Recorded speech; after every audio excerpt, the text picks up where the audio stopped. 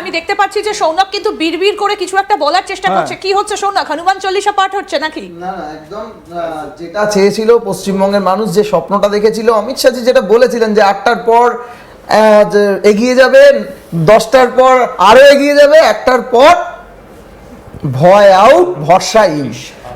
সেই দিকেই ট্রেন্ড এগোচ্ছে এবং ট্রেন্ড এখানেই থাকবে, কারণ বাংলার মানুষ অসন্তুষ্ট শুধু না, ভয় ভীতির জন্য ভোট দিতে পারেনি, ভোট দিতে যেতে আমি রাজনৈতিক ডিসকাশনে আসবো, কিন্তু তার আগে আমি সৌনক আমাদের সঙ্গে রয়েছে, রাজুবাবু দেখছিলেন মানে এই যে আপনি বসে বসে মানে হাত জোড় করছেন, কখনো কখনো নানা অঙ্গভঙ্গি করছেন, মানে এগুলো কি, মানে কেন করছেন, মানে এটা কারণটা আমি একটাই, সেটা হচ্ছে 2021-এ যে ভয় না ভরসা, এটা কি থেকে কর্মীদের ওপর যে অত্যাচার সেইটা মনে পড়ে যাচ্ছে, সেই স্মৃতিচারণা, কর্মীদের খেলা হবে বলে সেই সবুজ আবিরের চারিদিক ঢেকে দিয়ে একটা অকথ্য অত্যাচার, বাড়ি ছাড়া ঘর ছাড়া, এখনো পর্যন্ত 5 বছর হয়ে গেছে, অনেক বিজেপি কর্মী বাড়ি ফিরতে পারেনি, আজকে তারা বাড়ি ফিরবে, সংসারে তারা একটা ছেলে তারা বাইরে রয়েছে, তারা আজকে সংসারে ফিরবে।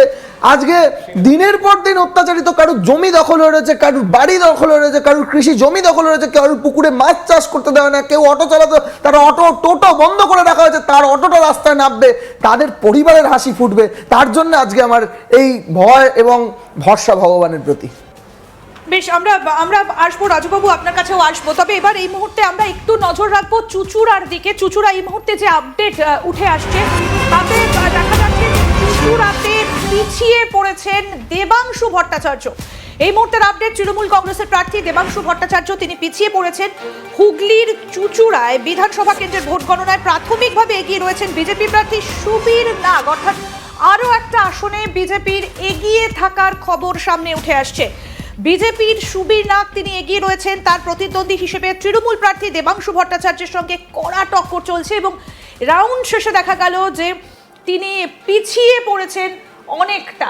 সুবীর নাগ এলাকার দাপুটে বিজেপি নেতা হিসেবে তিনি পরিচিত এবং ধারে ধারে অনেকটাই তিনি বিজেপির হেভিওয়েট, এলাকার অত্যন্ত গুরুত্বপূর্ণ একজন নেতা, পুরনো নেতা। সংগঠনের কাজে তিনি দীর্ঘদিন ধরে হুগলির বিভিন্ন জায়গায় কার্যত তিনি দাপিয়ে বেরিয়েছেন এবং যখন ফলাফলের একটা ট্রেন্ড সামনে উঠে আসছে, আমরা এখনো বলছি ট্রেন্ড, কারণ সবে সকাল 10টা বাজে, ছবিটা পরিষ্কার হতে অন্তত আরও 3 ঘন্টা সময় লাগবে, তবে সকাল 10টায় প্রাথমিক যে ট্রেন্ড আমরা পাচ্ছি সেখানে ইতিমধ্যেই কিন্তু দেবাংশু ভট্টাচার্য পিছিয়ে পড়েছেন।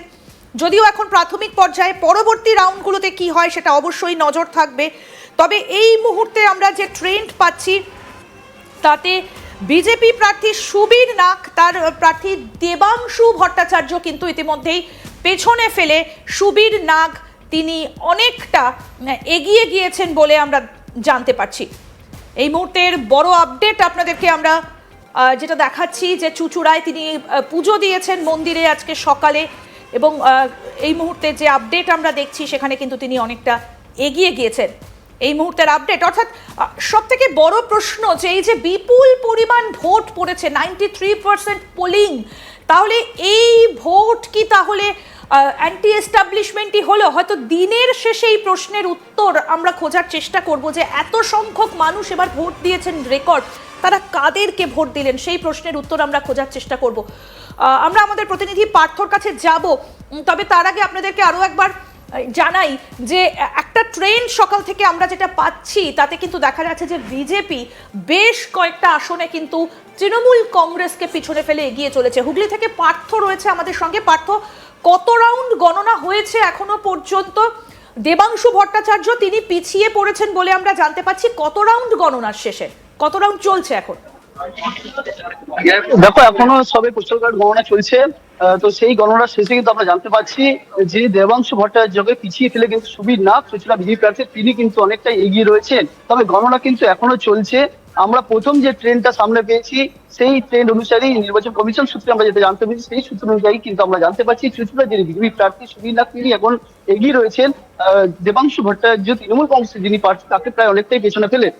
তবে যত বেলা গড়াবে তত কিন্তু আরো ট্রেন্ড সামনে আসবে, এরপরে ইভিএম যে কাউন্টিং সেটা শুরু হবে, সেখানে যে ট্রেন্ড সেটাও আমরা তুলে ধরবো। কিন্তু এখনো পর্যন্ত যে হিসাব দেখা যাচ্ছে চুঁচুড়ার দিকে সবার চোখ রয়েছে হুগলি জেলায়, কারণ হচ্ছে চুঁচুড়া হচ্ছে সদর, এইখানে কিন্তু এবার প্রার্থী হয়েছে হেভি ওয়েট তৃণমূল কংগ্রেস প্রার্থী দেবাংশু ভট্টাচার্য। অন্যদিকে কিন্তু বিজেপি থেকে প্রার্থী করা ছিল সুবীর নাগকে। তবে গণনা শুরু হওয়ার আগে কিন্তু দেখা গিয়েছিল সুবীর নাগ তাকে কিন্তু এই গণনা কেন্দ্রের সামনে আসতে দেখা গিয়েছিল। তিনি কিন্তু তাদের যত এজেন্ট রয়েছে, দলীয় এজেন্ট, তাদেরকে নিয়ে এসেছিলেন, তাদেরকে ভেতরে ঢুকিয়ে দিয়ে তিনি গণনা কেন্দ্রের বাইরে খানিকক্ষণ ওয়েট করেন, তারপরে তিনি চলে যান। তিনি যাওয়ার সময় অন্তর্পক্ষে জানিয়ে যান যে চুঁচুড়া যেহেতু তিনি ভূমিপুত্র, তাই তিনি 100% আশাবাদী এই চুঁচুড়া থেকে তিনি বিপুল ভোটে জয়ী হবেন এবং মানুষ তাকে দুহাত ভরে আশীর্বাদ করবে, কারণ তিনি চুঁচুড়ার ছেলে। এই যে তার বার্তা, এই বার্তা দেওয়াতে কিন্তু তার কর্মীদের আরো মনোবল বৃদ্ধি পায়। যারা এজেন্ট তারা কিন্তু ভেতরে ঢুকেছে। এখনো পর্যন্ত আমরা যে ট্রেনটা সামনে পাচ্ছি তাতে কিন্তু বিজেপি প্রার্থী সুবীর নাগ অনেকটা এগিয়ে রয়েছে দেবাংশু ভট্টাচার্য থেকে। একদম। এবং পার্থ, আমি একটু জানতে চাইবো যে রিয়াকশন সুবীর নাগের কোনো রকম কোনো বক্তব্য কি এখনো পর্যন্ত সামনে এসেছে? তুমি বলছো যে সবে পোস্টাল ব্যালট গোনা শেষ হয়েছে, পোস্টাল ব্যালট কাউন্টিং এর শেষে বিজেপি অনেকটা এগিয়ে গেছে। তিনি এলাকার একজন সংগঠক হিসেবে দীর্ঘদিন ধরে তিনি কাজ করছেন, সুতরাং তার একটা পরিচিতি রয়েছে। তার কোনো এখনো পর্যন্ত কোনো রকম প্রতিক্রিয়া কি পেয়েছো?